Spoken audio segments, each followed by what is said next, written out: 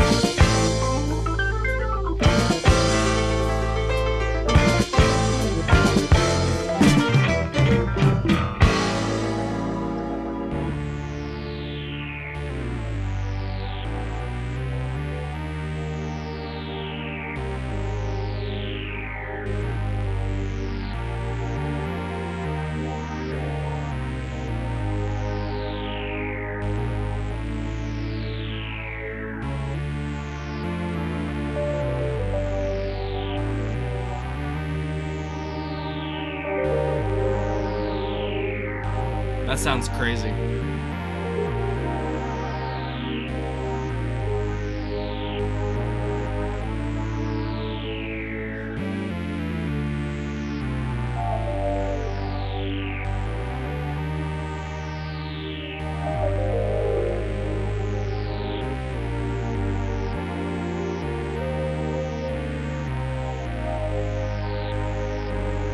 He has a wonderful ear for sound.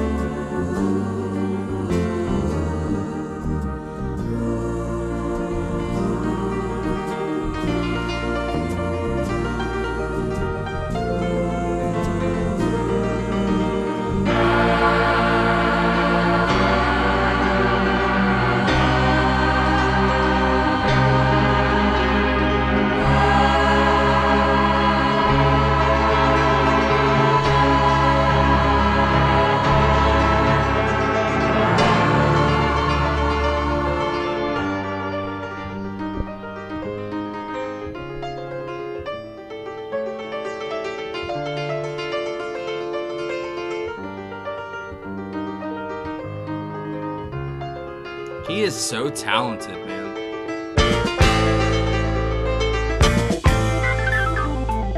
Apparently that's Bill on the kit.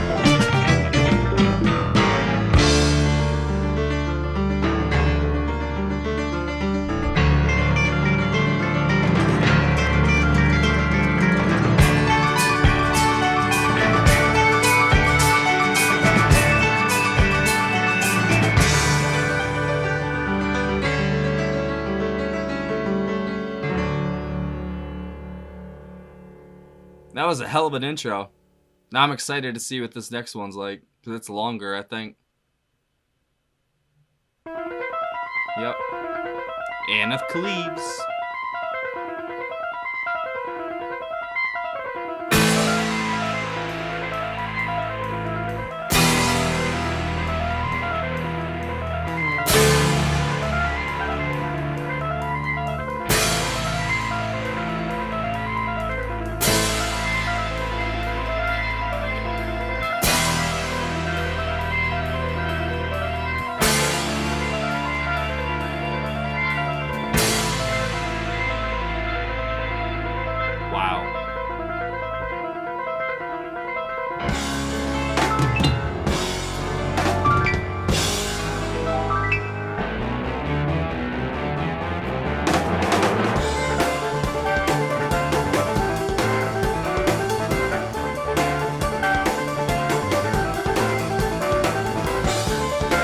This is Alan White on drums.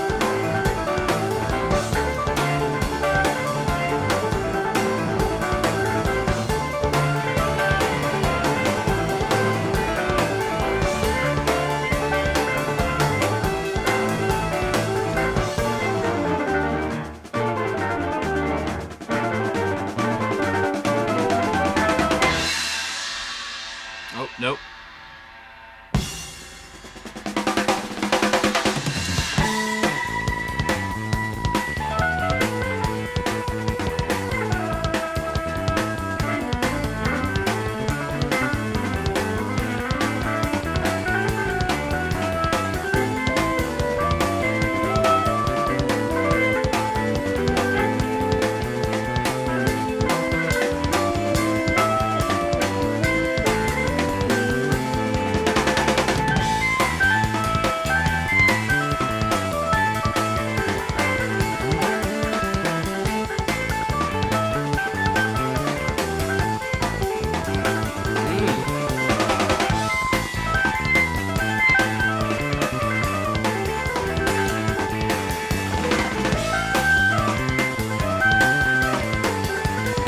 God, Alan.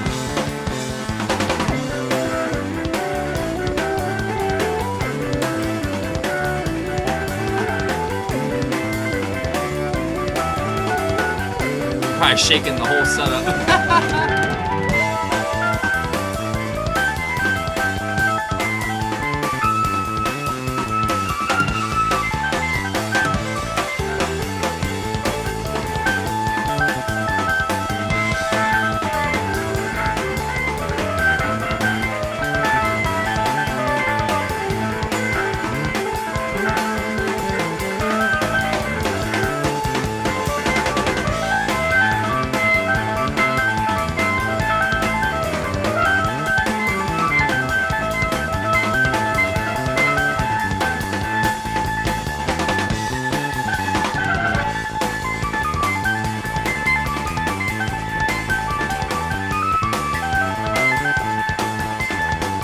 Oh my God, that bass.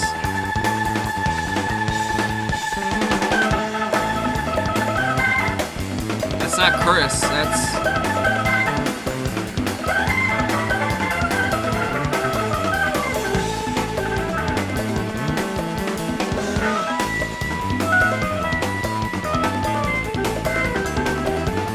Let's say. Oh, it's Dave Wintour.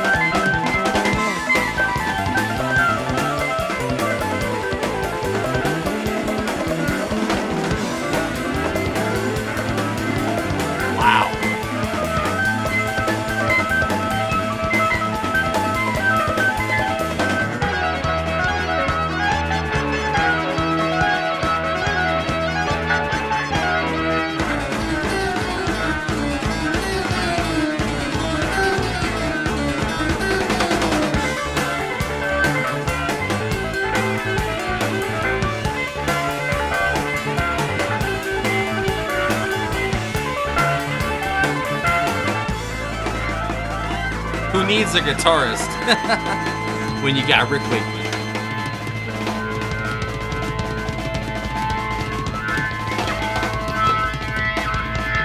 Wow.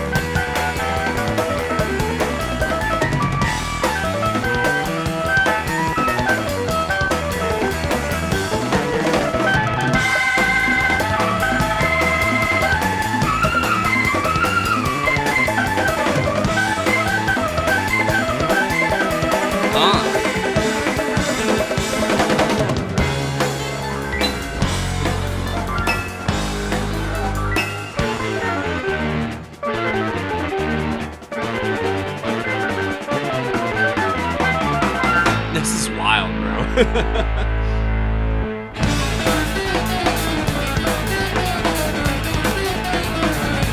my god, they got me while I was drinking.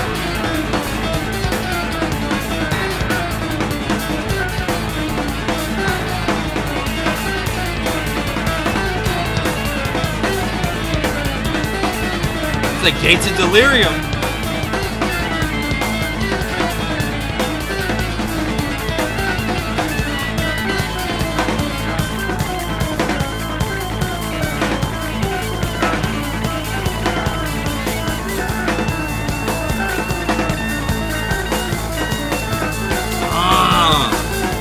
Oh my god.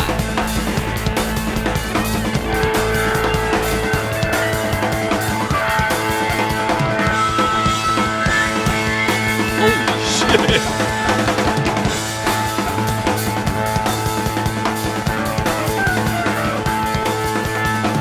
Utter chaos.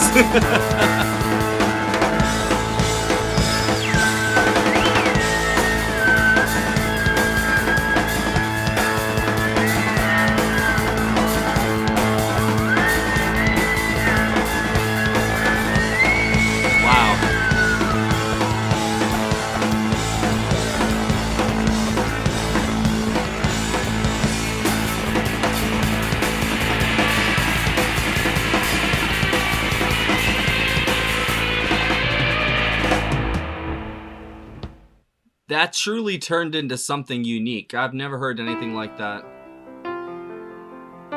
Katherine Howard.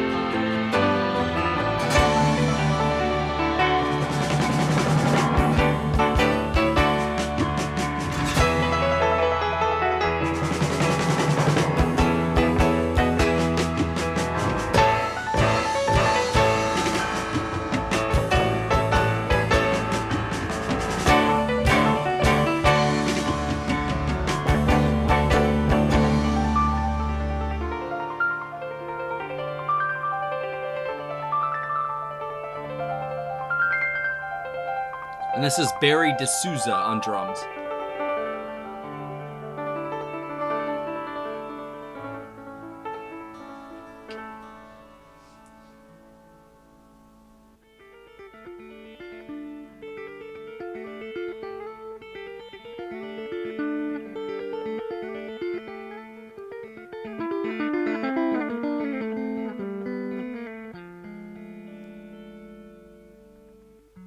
And that's Dave Lambert on guitar.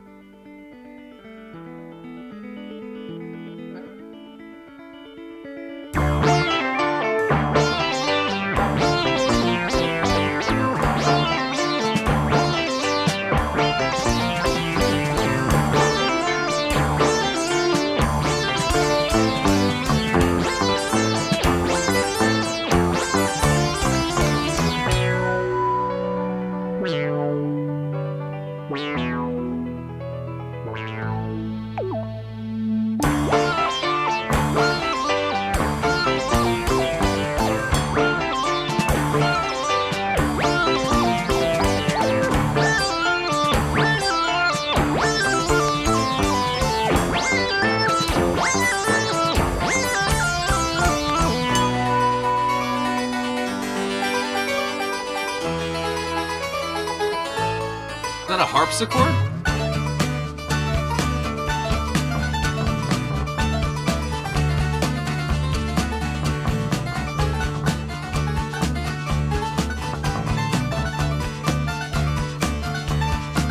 Yep.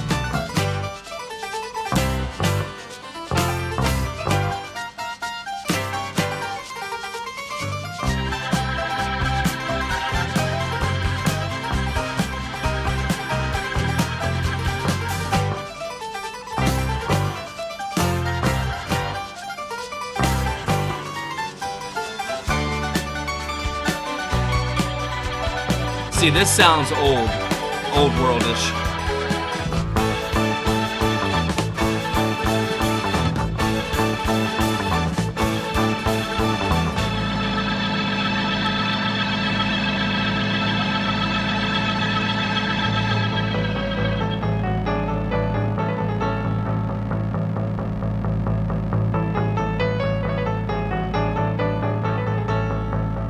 This is absolutely wild, bro.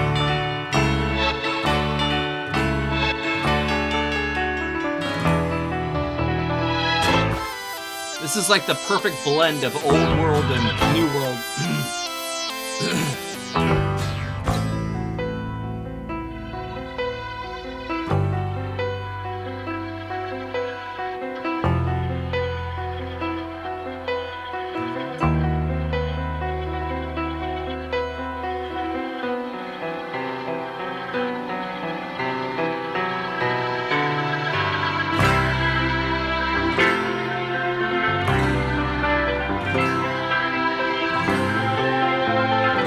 I know that.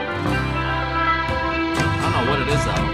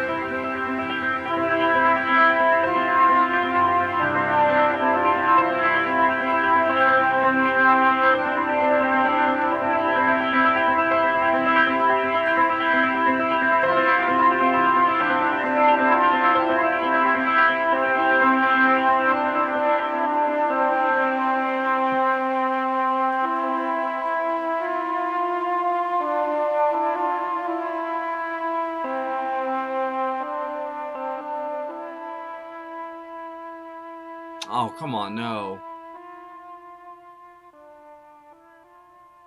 That's it. There was something so contemplative and introspective about that outro. I kind of just got lost in it. I'm not going to lie. I put myself in Henry's shoes, you know?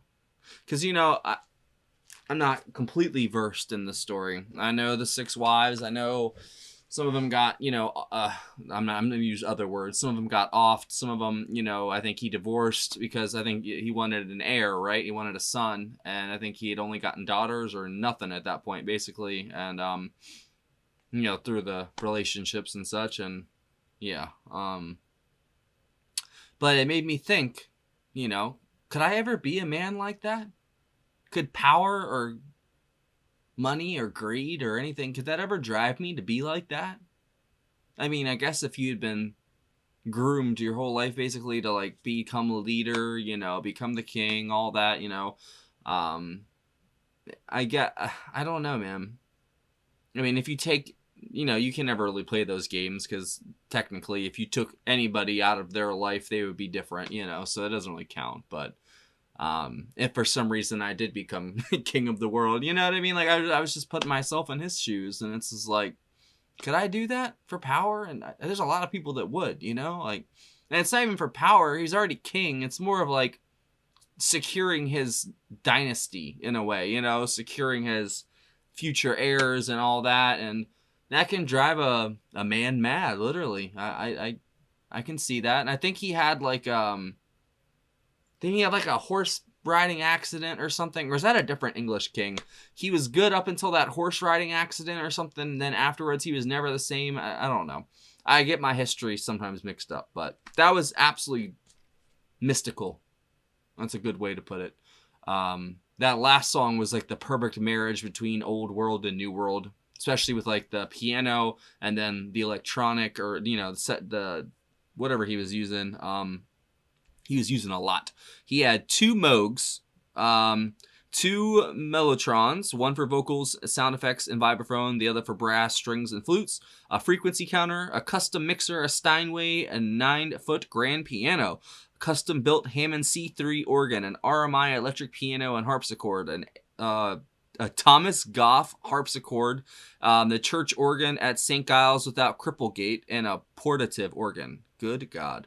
All right, so Bill Bruford did drums on the first track. Katherine of Aragon. Ray Cooper did percussion on the first track. Katherine of Aragon. Mike Egan did guitar on Aragon. Anne of Cleves, and not those. Okay. Steve Howell did guitar on Katherine of Aragon. Les Hurdle did bass on Katherine of Aragon. Dave Lambert, guitar, and Katherine Howard. There was vocals in Katherine of Aragon? Was there? Maybe I was just too busy listening to his amazing piano work. I don't know.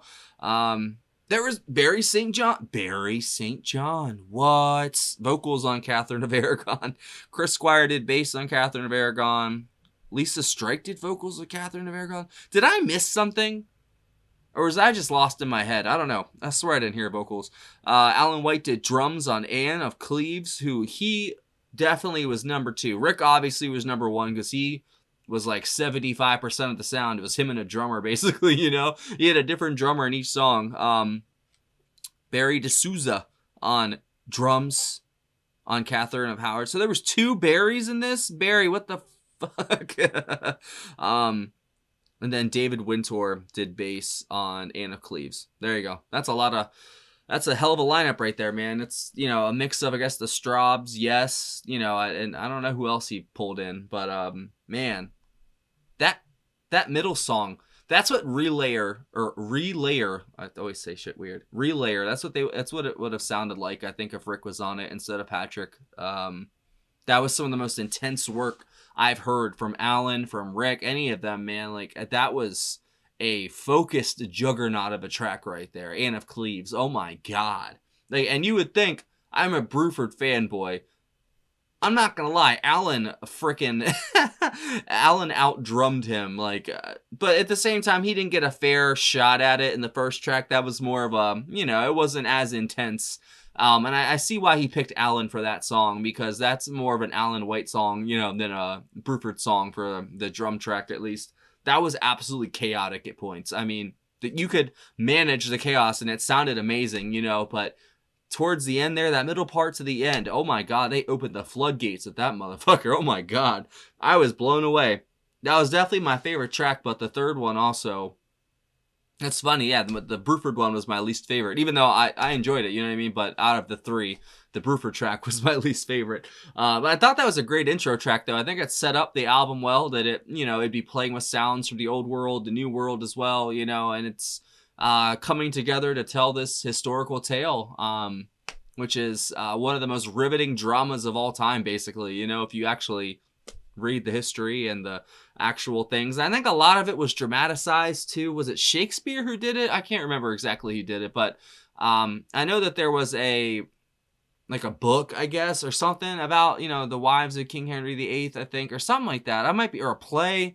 I can't remember what it was exactly. But I don't know where Rick got his inspiration for this. I think it said he was just out on tour with Yes, and the idea came to him. He had been, studying, or not studying, but just reading about this stuff, I guess, and learning, and then he decided to put the 2 together. He had some melodies he had been writing the past year, and he decided to make a concept album. And I think that is it's very smart choice, because I love when concept albums just swing for the fences with their concept. It's not, oh, this story happens and blah blah blah, which is still cool.